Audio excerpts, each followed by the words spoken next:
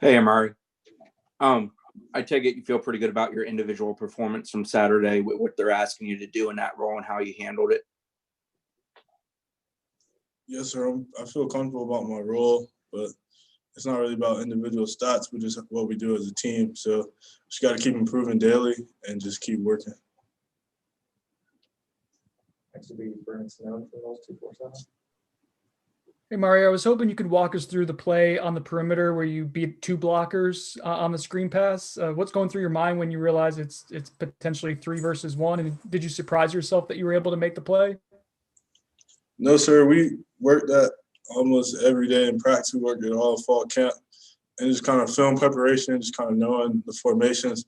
I kind of expected in my head. I just kind of knew what I had to do, and I repped it like plenty of times in practice. So I just knew what I had to do. Next question will be Irish Novel from Warchant. Amari, I don't think you necessarily had this problem a whole lot, but as a team, I know you guys missed a lot of tackles. Was that, do you attribute much of that to the first game, or maybe just kind of the difficulties of this offseason, not getting as much work on fundamentals in spring practice and things like that?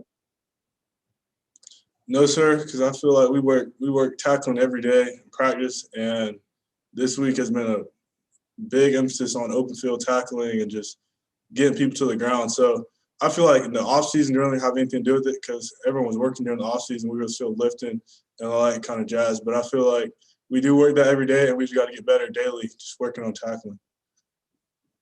Next will be Kurt Weiler from Tallahassee Democrat. Hey, Amari, you mentioned I'm not caring about individual success, and that's understandable. I guess, were you surprised, maybe frustrated with kind of the team defensive performance Saturday relative to what you'd seen leading up to it? You showed us surprise. Yeah, maybe a little frustrated. I don't know. I mean, No, sir, I wasn't with really. the problem. I wasn't frustrated because I was just kind of going out there playing play by play and just hoping to make a play and just doing my job and staying locked in. So it was just getting the ball back to the offense and just giving us a chance, giving us an opportunity. So it was never frustration with me because I kind of just go play by play and just know what I have to do. And I have way too much going in my head to be frustrated during the game. So it's just keep playing, keep playing, keep playing. Next will be Perry from Telephone Nation.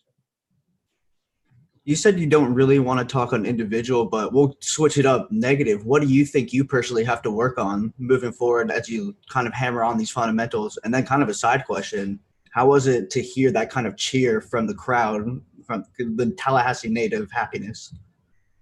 Yes, sir. I have to work on open field tackling myself. So just getting people to the ground and open field tackling, that's mainly what I have to work on. That's what I've been emphasizing in practice all week.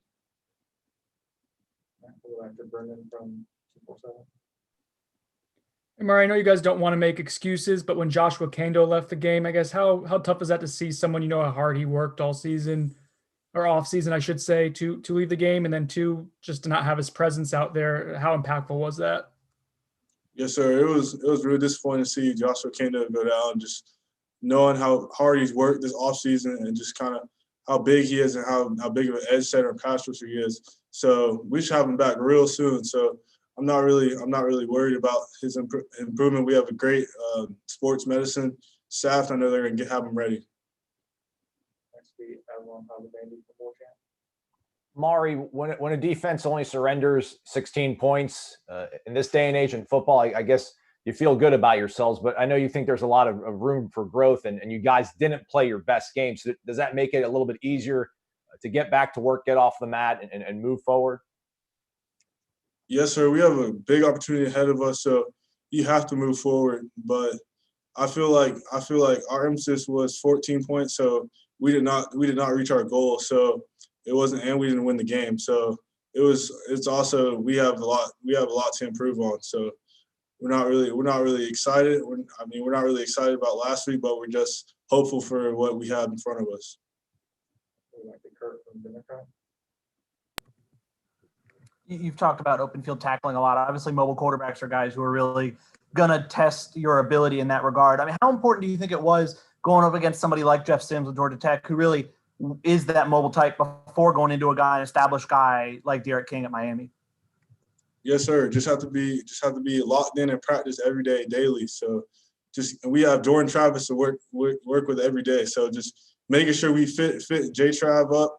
We know we can fit up anybody in the country. So just doing practicing like it's a game. We know we're going to be prepared.